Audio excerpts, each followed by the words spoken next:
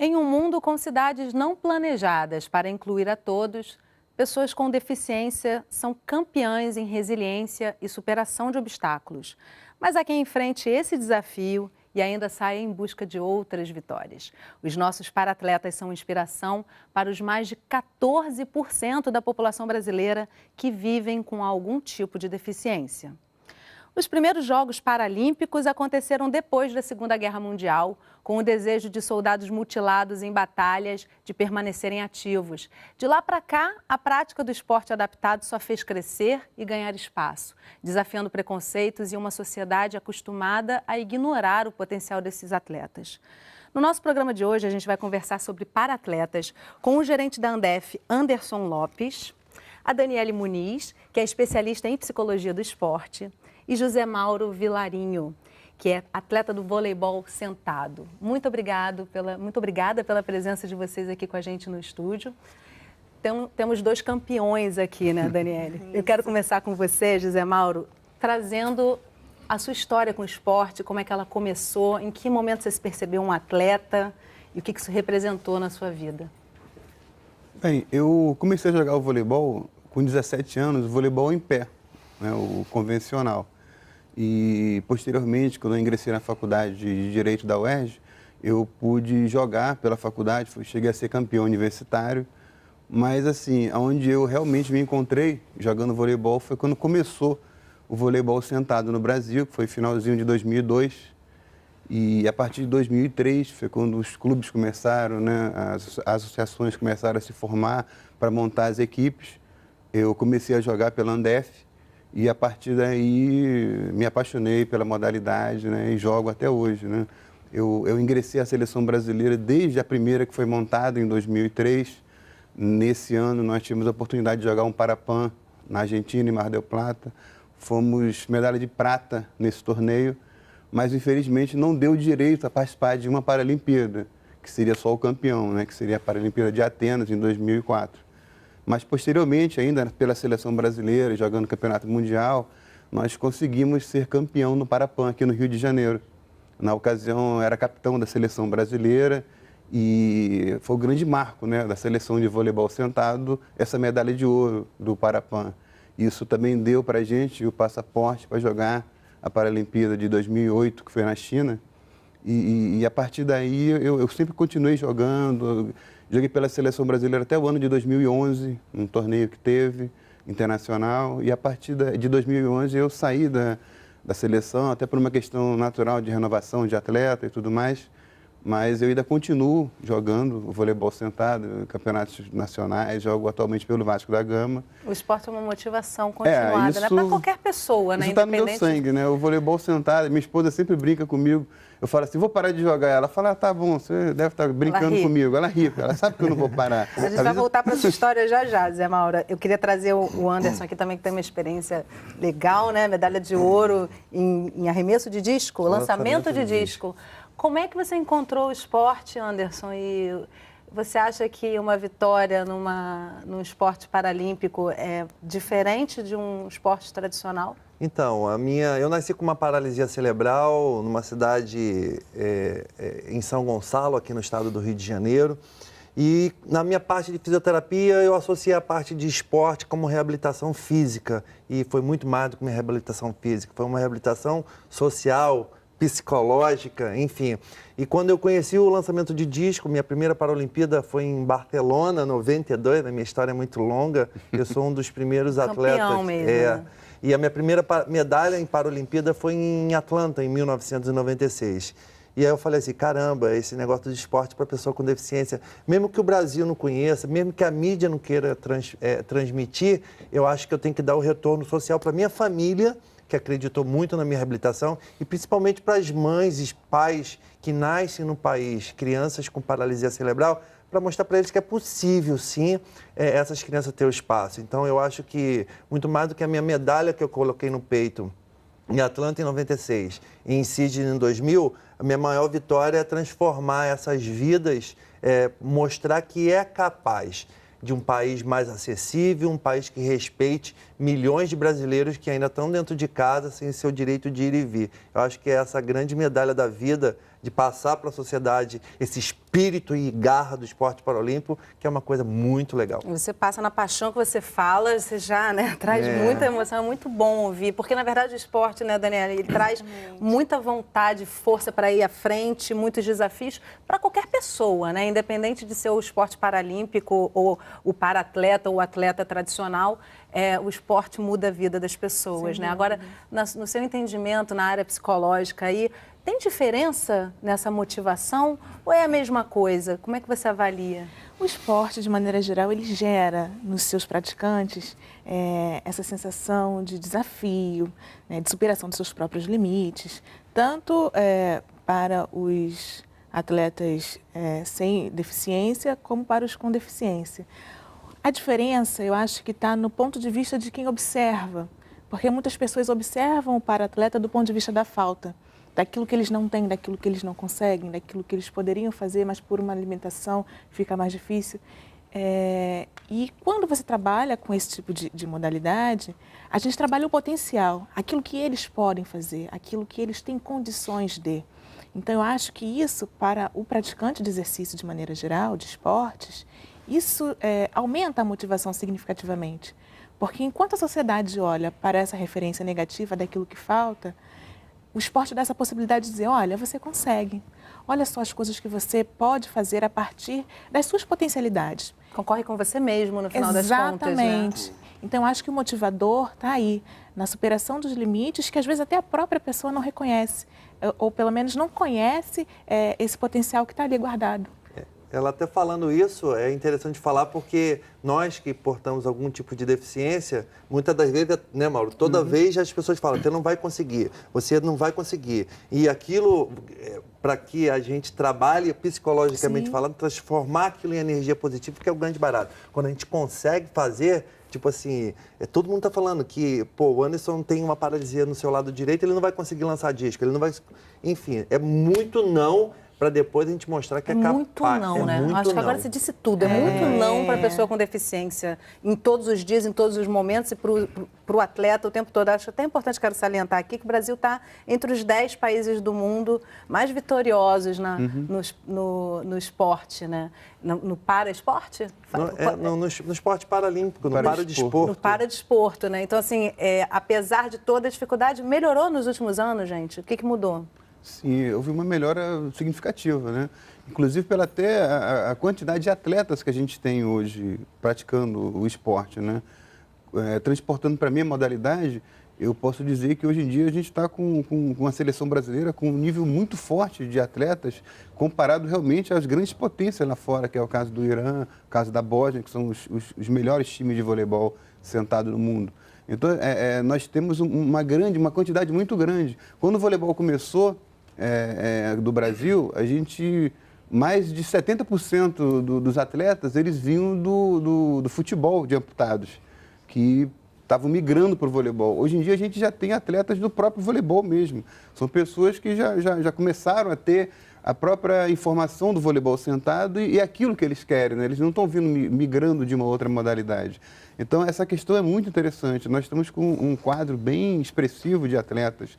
Isso dá qualidade para treinamento, dá qualidade para o próprio atleta, né? Um conhecimento melhor. E com certeza gera melhoria para quem não pratica os esportes, né? O que eu observo que muitas vezes se tira ali do atletismo para os deficientes, muitas questões que vão ser aplicadas no dia a dia também. Pois né? Na verdade, o que deu esse grande crescimento no esporte paralímpico brasileiro foi essa força. Quando nós começamos a ganhar medalha nos jogos internacionais e a mídia começou a divulgar, tipo assim, caramba, opa, tem patrocinadores. Começou a surgir os patrocinadores. Longe do ideal ainda, né? Porque o que acontece?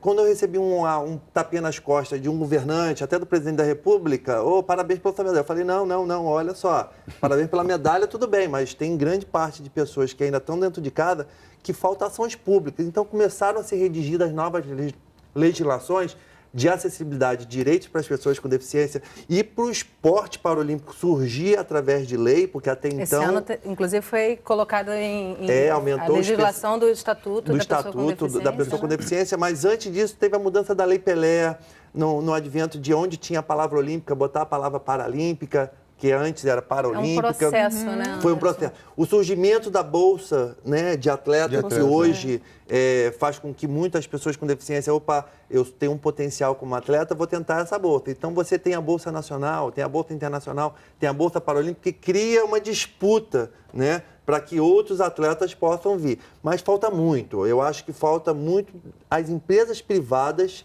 né, acreditarem que o seu produto é consumido também por mais de milhões de brasileiros, juntando a família ainda. Isso dá muito maior. Metade da população brasileira está ligada a pessoas com deficiência e consome. Precisa de qualidade de vida. Infelizmente, assim, o movimento é inverso, né, no Brasil. Primeiro você precisa mostrar o seu potencial para depois as pessoas avaliarem e falarem assim, olha, vale a pena investir naquele grupo.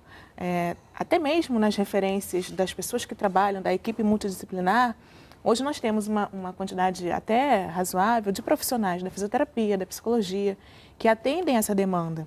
Porque antes era algo que, nossa, a psicologia do esporte trabalha com atletas olímpicos somente, e de repente hoje nós temos vários colegas de profissão já atuando com outras modalidades. Né? Isso é importante, mas é preciso primeiro eles se mostrarem, né, esse movimento inicial de, olha, estou aqui, nós conseguimos, com todas as dificuldades, para que os outros, o poder público, os investimentos comecem a aparecer e as pessoas tomem consciência de que esse é um público que, de fato, merece atenção. Eu vou interromper um pouco a nossa conversa para a gente poder ver uma matéria no próximo bloco e depois a gente vai continuar debatendo isso. A gente vai conhecer um para-atleta olímpico. Tá certo falar assim? Paralímpico. Olha, já tinha acertado essa parte, mas é um para-atleta que está indo para a nossa Olimpíada agora aqui no Rio de Janeiro. No próximo bloco, então, você vai conhecer o Lucas Araújo, atleta paralímpico brasileiro. O intervalo é rapidinho, não sai daí.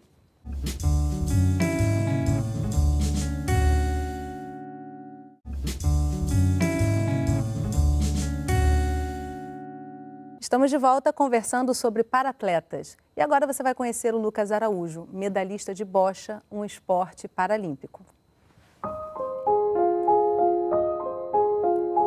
Esporte para mim é superar. Todo dia você superar o seu limite, fazendo o que você pode fazer de melhor a cada dia. Como é que foi a escolha para essa modalidade? Bom, nós não escolhemos, a modalidade escolheu o Lucas. Porque ele foi levado até a modalidade e se apaixonou pela modalidade. Mas não era o que você queria de inicial, né, Lucas? Não era o plano, não era esse, mas foi o caminho que foi apresentado para mim. E aí eu segui. Logo vi que ele era um garoto assim, diferente dos outros que estavam chegando aqui para mim. Falei assim, não, esse menino tem condições de jogar bocha. Nas 2 vezes que ele foi na Paralimpíada Escolar, ele trouxe primeiro lugar. E logo em seguida ele foi também, levei logo para o regional. Aí foi primeiro lugar também. Então eu sempre percebi que o Lucas, até hoje eu percebo que ele tem potencial de estar dentro de uma seleção. Ele é muito concentrado no que ele faz. Então a concentração na bocha é o essencial.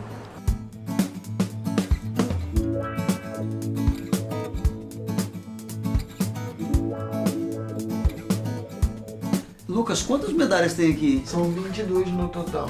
Cada medalha tem uma história, cada medalha é uma emoção diferente. Mas eu vou te falar que a Toronto é a última que eu consegui, por conta que você tá numa vila pan-americana com vários atletas, né, elite do Brasil, e você conseguir uma medalha a esse nível é muito, muito legal.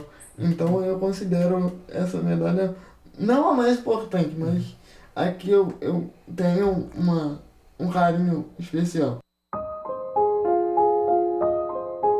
Em 6, 7 meses, a gente já estava percebendo que ele não estava tendo o acompanhamento que uma criança normal deveria ter. Sentar, engatinhar, essas coisas todas. E foi passado para mim que ele, pela falta do oxigênio, ele tinha paralisia cerebral. Sua família te ajudou muito com ele, né? Muita coisa. Quando o Lucas nasceu, eu fiquei 1 mês na casa da minha mãe para aprender a lidar com ele, né? Ela me ajudar a lidar com ele. E minha irmã, a tia da Ilza, né? Ela ia todo dia lá em casa para dar uma vitamina a ele, que eu tinha medo de dar, que era uma vitamina oleosa. Eu tinha medo dele engasgar, que eu não ia saber o que fazer com ele engasgado. Aí ela ia todo dia lá para dar a vitamininha a ele. E a época de escola? Escola normal. Entre escola regular. Eu, graças a Deus, tive muitos amigos que me ajudavam na escola em tudo que eu precisava, ir no banheiro. Sempre tinha um. Ir no banheiro, pegar alguma coisa. E era muito, muito, muito bom. O que você acha que mudou assim depois que ele começou a ser atleta? A disciplina, independência dele. Aí ele fala, ele já consegue fazer um monte de coisa? Consegue fazer um monte de coisa, mas não é só essa independência. A independência em atitude, a atitude dele como pessoa, como cidadão. No geral, ele tem um leque de amizade. Quando ele quer fazer alguma coisa, pô, pai, me leva para ficar com fulano, me leva para ficar com Bertano. Quando dá, eu deixo ele sozinho lá com as crianças, Com os primos. Quando ele vai para cinema com os primos, a gente deixa ele leva para o shopping, deixa ele lá com os primos e fica andando lá pelo shopping. Ele vai para cinema, vai passear. Então, o esporte ajudou pra caramba. Na escola, a concentração, ele fazia novas amizades. Muito bom, muito bom. A primeira viagem internacional dele eu fui, né? Fui para a Argentina, né? Aí depois ele começou a ir sozinho. Canadá sozinho, fui pra Aí Polônia. falaram, não, tem uma pessoa que vai para cuidar dele. Beleza. Na primeira, né, a gente sente aquela coisa que vai sozinho, mas ele foi, ele gostou, ele se sente à vontade, ele se dá bem com o pessoal, então ele vai na boa. Então, quantos países você já conheceu? Bom, eu fui para o Canadá, China, Argentina e Polônia.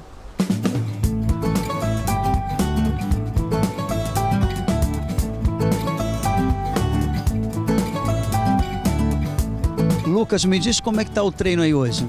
Um treino bom pra gente aprimorar as táticas e técnicas para quando a gente chegar na competição a gente conseguir desempenhar um bom trabalho. E tá confiante para as Olimpíadas de setembro? Sim, a gente está treinando forte para quando a convocação sair, se eu tiver convocado, eu conseguir dar o meu máximo lá para ajudar a seleção com mais uma medalha aí pro Brasil. Eu acredito que essa Paralimpíada é a dele, entendeu? Que ele tem condições de estar dentro da seleção brasileira. Porque é um garoto que é assíduo com o que faz, ele gosta muito do que faz. Então, é por esse motivo que a gente olha e vê que tem condições de ser um garoto da seleção brasileira de bocha. Lucas, e os teus planos para o futuro? Bom, meus planos são fazer faculdade, dirigir também lá nos planos e é isso. Conseguir mais independência que eu já tenho hoje. Você pretende fazer uma faculdade de quê? Tem ideia? Educação física. Educação física. Para continuar nesse caminho do esporte. O esporte, para mim, hoje é minha profissão. É o que eu mais gosto de fazer e, para mim, foi um aprendizado de vida. Lucas e bocha hoje um complementa o outro.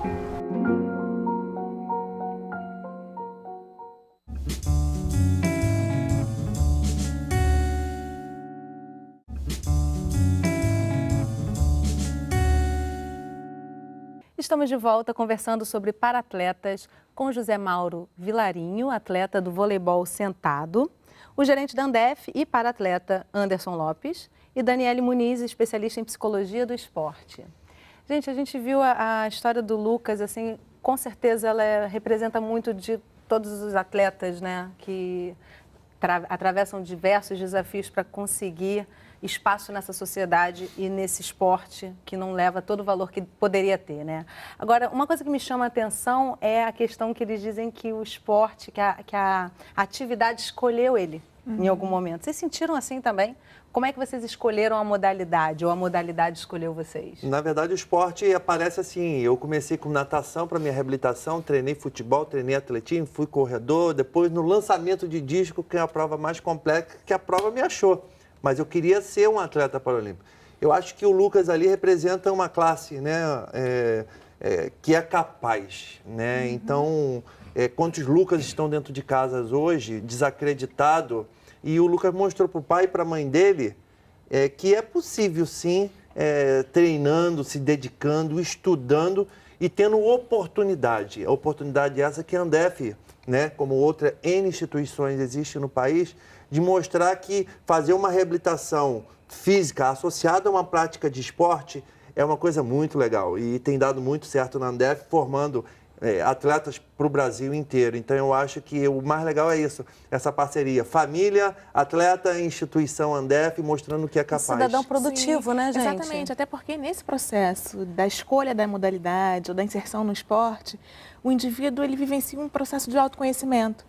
Porque antes, dependendo do apoio da família, o Lucas conta com uma família que o apoia, isso é muito bom, mas nem todas as famílias contam com esse apoio, né? Então, de repente, dentro dessa inserção, ele vive um processo de autodescoberta, de conhecimento das suas potencialidades e que vai gerar depois processos de socialização, como foi mostrado.